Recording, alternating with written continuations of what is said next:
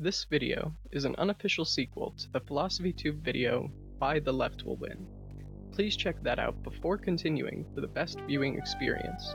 My aim with this video is to highlight the systemic influences capitalism has on communities of vulnerability vis-a-vis the recent incident involving Peter Coffin, Angie Speaks, and several other individuals who will remain nameless for good reason. If you're not already aware of what I'm talking about, there's a link in the description to a live stream, as well as a video by Amelia Jane, which makes some very pertinent points about the more overtly harmful aspects of the situation. As Ollie states in his video, under capitalism, you are only valued so far as what you can do for society. My favorite example of this comes from this scene of Glengarry Glen Ross, in which Alec Baldwin, for 7 minutes, rants on the importance of the bottom line. Because only one thing counts in this life. Get them to sign on the line which is dotted. Nice guy? I don't give a shit. Good father? Fuck you. Go home and play with your kids. You want to work here? Close. And this is, in essence, the spirit of capitalism. The singular drive to make and accumulate capital. Surely, I'm not blowing anybody's mind with this. But let's rewind the clocks just a bit to Zurich 1916 and take a look at one of the first modern anti-capitalist art movements. Dadaism. Dada, or anti-art, was a rejection of the notion that art should be appealing or marketable, and within that, a rejection of capitalism.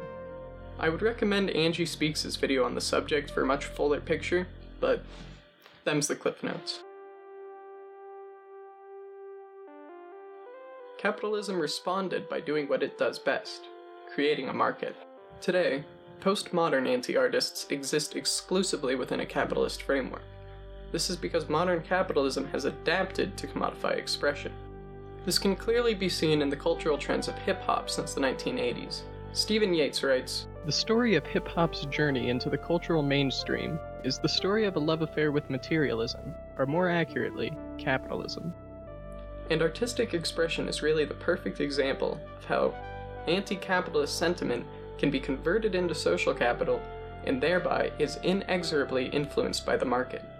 The relationship between art and materialism is a long and complicated one, but the important takeaway here is that systemic capitalist influences will find a way to profit off of anything, even if that thing is vehemently anti-wealth.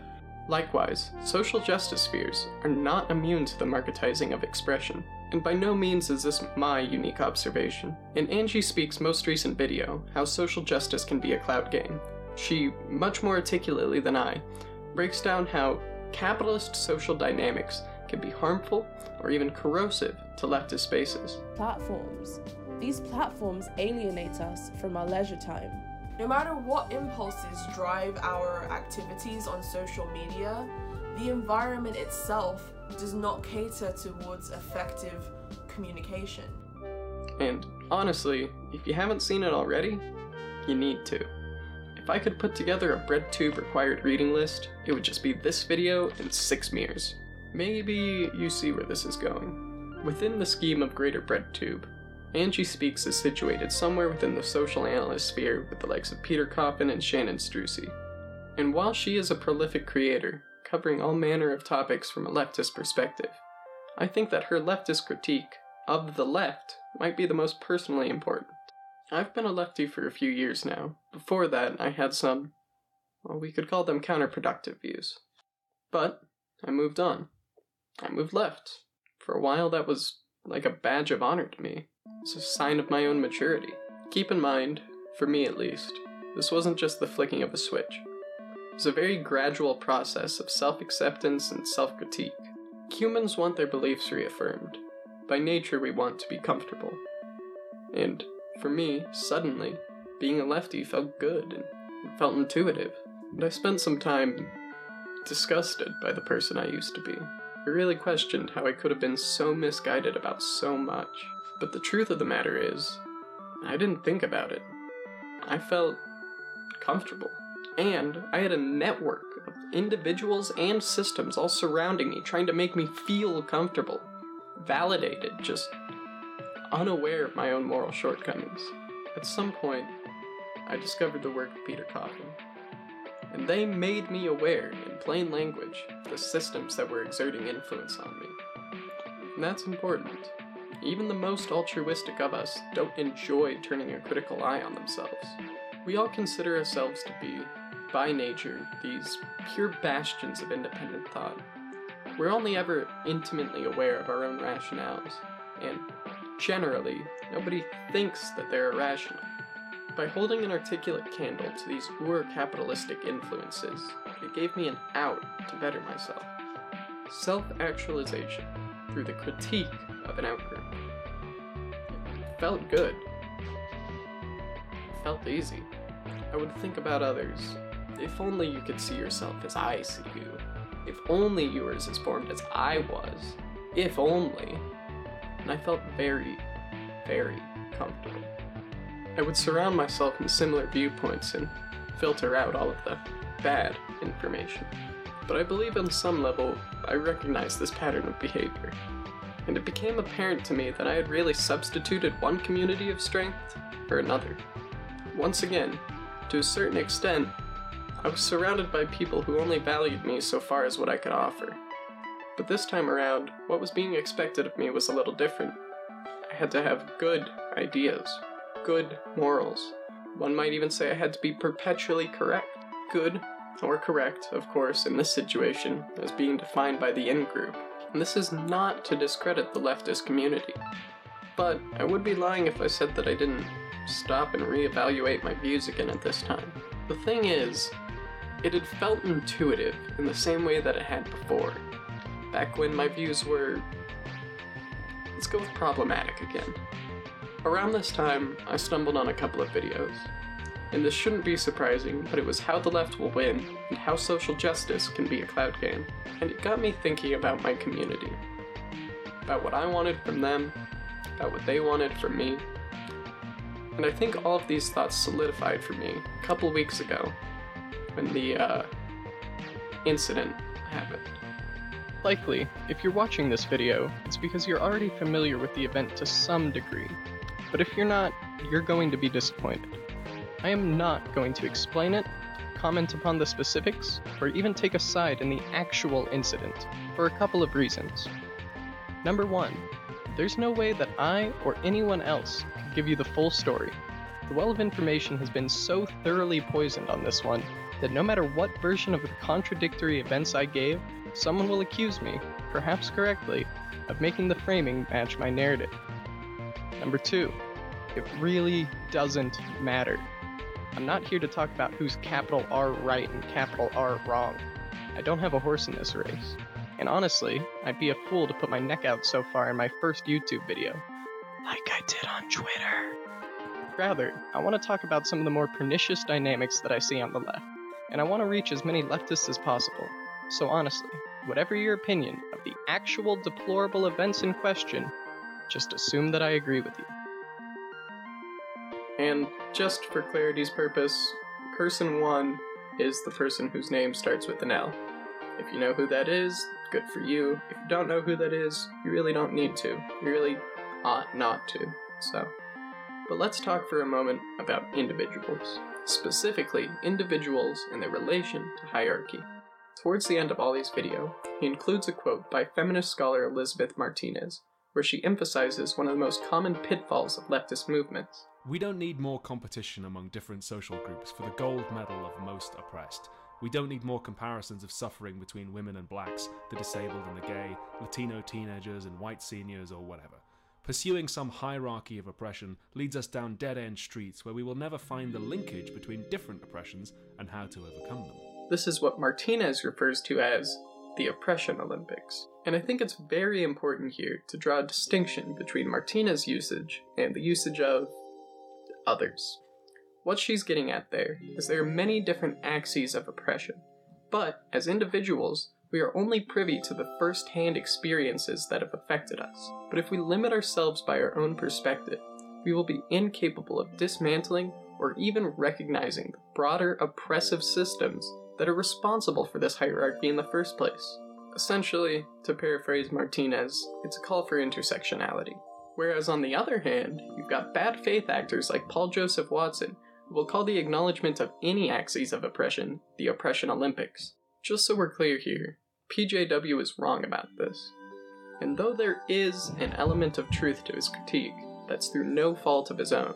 However, when we form these types of communities, and we self-segregate, we do nothing but reaffirm the system. We will have created a new hierarchy of oppression in the pursuit of dismantling hierarchies.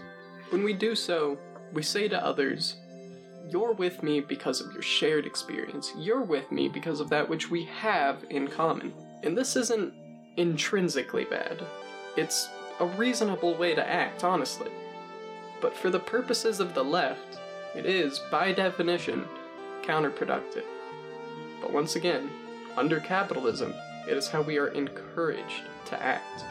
Okay, so I've been talking about a very real circumstance in very heady terms for a while now. If you're still with me, you're probably pleading with me to get to the point. Which, alright. So let's talk about Angie Speaks. Angie, to my knowledge, is probably one of the most outspoken radicals on LeftTube.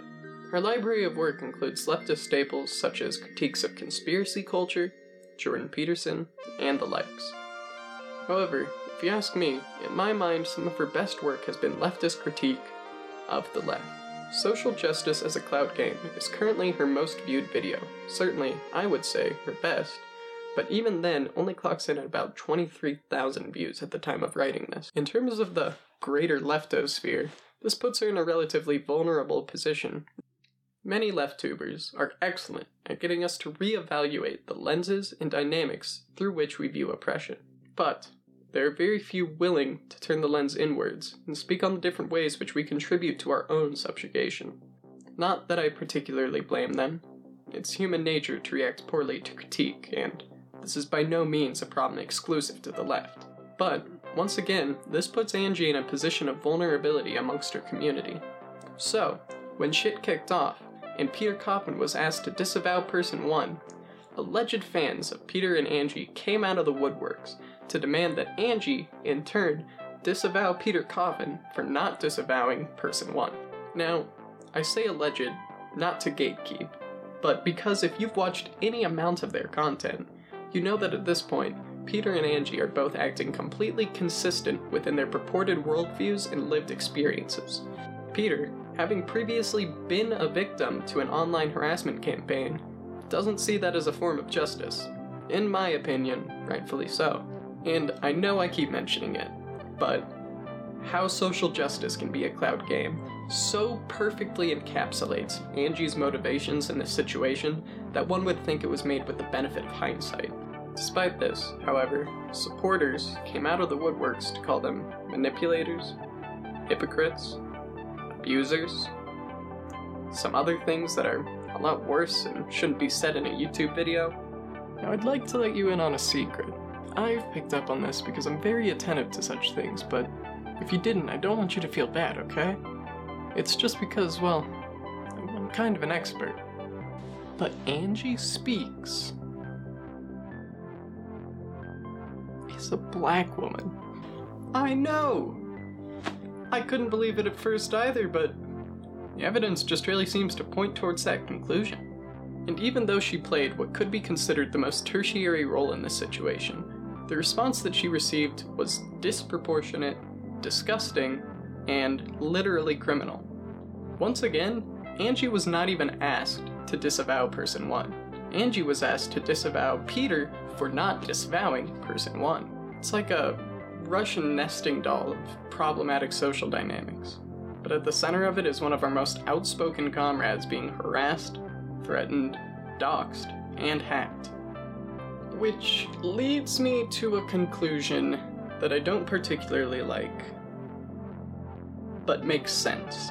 That being, the cultural stereotypes surrounding outspoken black women is, and always has, permeated the left as it would any other sphere.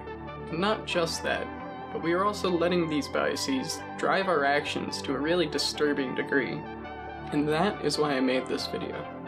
So many liberal and leftist communities discern themselves by what they are not. We are not racist. We are not sexist. We are not homophobic. We are not X, Y, and Z. However, in doing so, we create a community of strength around moral superiority. And this is not just a disservice to the left in our communities, but a disservice to ourselves. We all possess some level of bias. That's human nature. Back when we were using our monkey brains exclusively, it kept some of us alive. But nowadays we have tools and art and digital pornography, and using our monkey brains usually gets someone hurt. When we hand-wave away these biases, we miss out not only on an opportunity for self-reflection, but we also alienate ourselves from our communities. We are all fallible. We need to build a space that allows for imperfection, that allows for self-growth, for compassion. I've already said that I used to carry more questionable beliefs. And to my credit, I'd say I've come a really long way.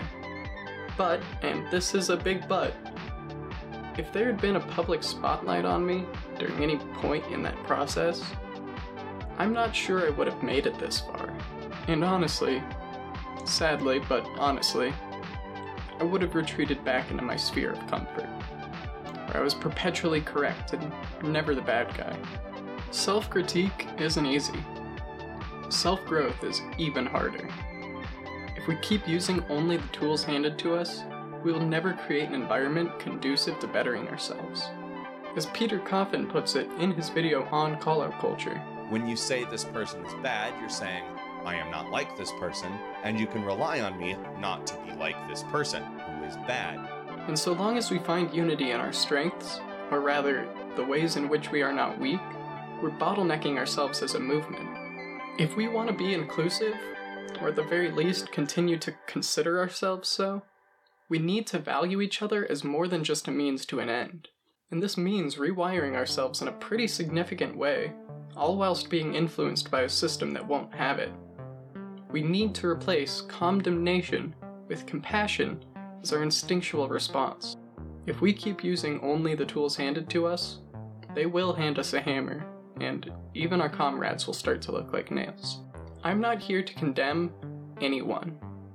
Certainly not Angie Speaks, and as much as I'd like to, or as much as my Twitter history may say otherwise, not her harassers. And not because I approve of their actions, or can even stomach them, for that matter.